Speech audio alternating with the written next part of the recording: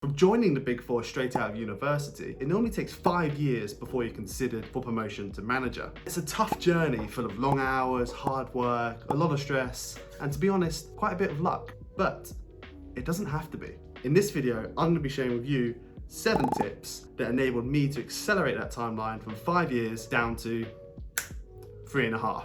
This is my manager pack that I want to share with you. It's full of all my notes and kind of insider tips.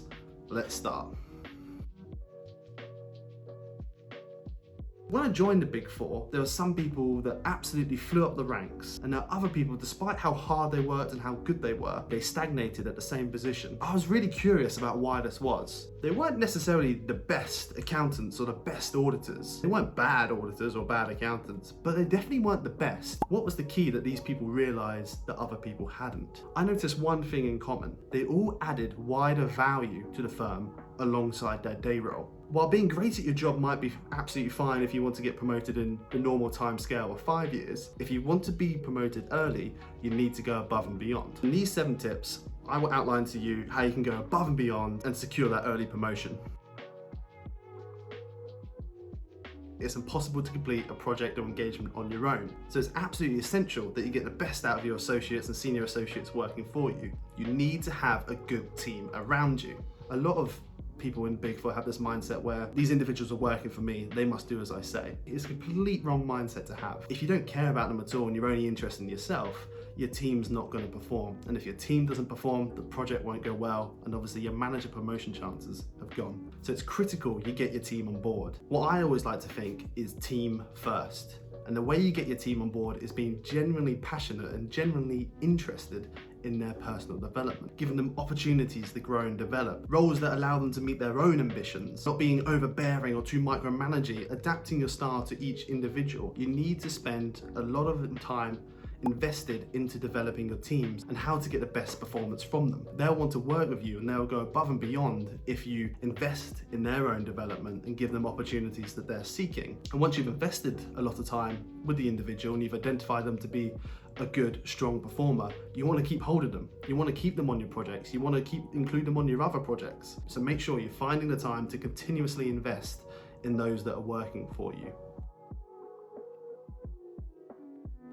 You should be constantly looking at processes within the firm and your day-to-day job for opportunities to make them more efficient. For example, in your day-to-day role, you'll find that a lot of jobs are quite standardized, they're routine, but they follow a manual process. So ask yourself, is there an opportunity to automate that process, to make it quicker or more efficient? And once you've identified those, try and learn how to automate them, whether it's learning more complicated software such as Ultrix, or learning to code with Python, or even Excel macros. The benefit of this is that these automations are scalable. By this, I mean there are a hell of a lot of tasks at the Big Four that every single project team needs to do. But if you find a way to automate part of that process, not only can it improve your engagement, but it can be rolled out across your department, across the wider firm, and it can have a real financial impact. Secondly, if you think there's something missing from your Big Four experience or something that could be done better, create it, develop it. For example, at PwC, once you'd passed your exams and were a senior associate, you used to go away for a 2-3 day away trip in Europe focused on your personal development. But obviously COVID restricted travel and the firm didn't put anything else in place for the next cohort of individuals that passed their exams.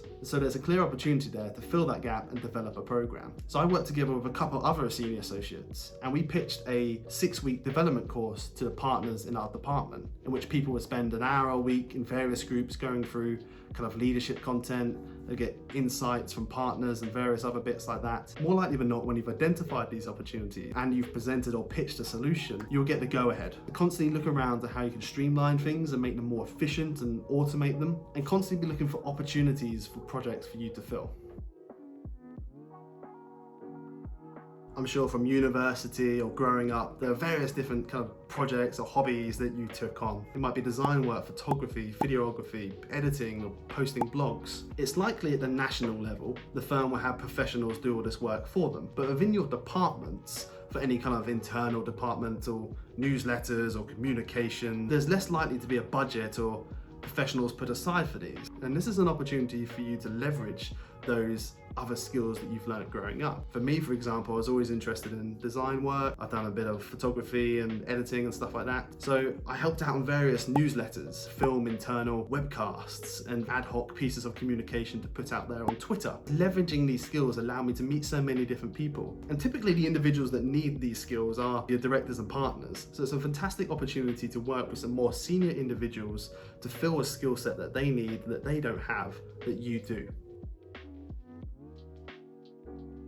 Alongside performing a day job, it's absolutely critical that you get involved in extracurricular activities, people initiatives, sales proposals, various bits like that. So I recommend if there's a project or initiative or any other extracurricular activity and you're interested in it, just email and ask the person to join. A lot of people are scared of people saying no or scared of rejection, and so they don't send emails and they don't reach out. If you don't ask, you don't get. And at the Big Four, you get out of it what you put in. What's the worst that could realistically happen? They say no.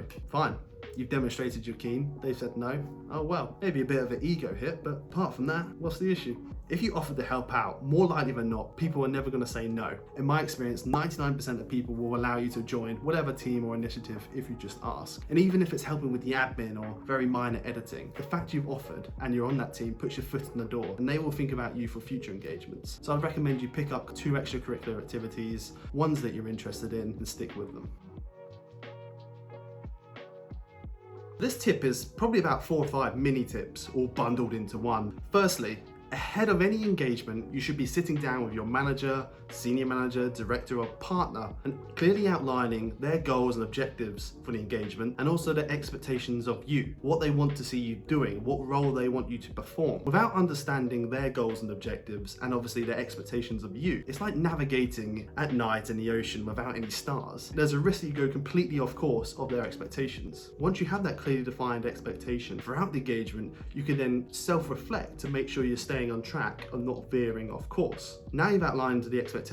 Throughout the process, you should be gathering real-time feedback. What 80% of people do, and it's complete schoolboy error, is they collect feedback right at the end of the year before they have to submit their moderation or performance appraisal pack. It's a fundamental error. It's completely wrong. If you collect feedback at the end of a project or engagement, it's too late to implement any changes. The project's over, it's finished. There's nothing else you can do. So if there's any kind of development points, criticisms or negative areas, it's too late. There's nothing you can do to change it. Having informal sessions throughout the project will ensure there are no surprises at the end and it will allow you to take corrective action before that more formalized feedback is submitted. But it also tells a story. If you collect feedback at the end of a process and there's a development area, you can only really demonstrate actions to improve that development area on other projects with other managers. However, if you have informal feedback sessions throughout the projects, and maybe your manager says, I want you to be coaching associates more, you can then, for the remainder of the project until the end, focus on coaching associates. And then when it comes to your promotion or end of year moderation, show the story of, I received this feedback of how I wasn't coaching associates enough. These are the actions I implemented, and this is the feedback I gained at the end of the project to demonstrate how I've improved. It avoids surprises and allows you to tell a story.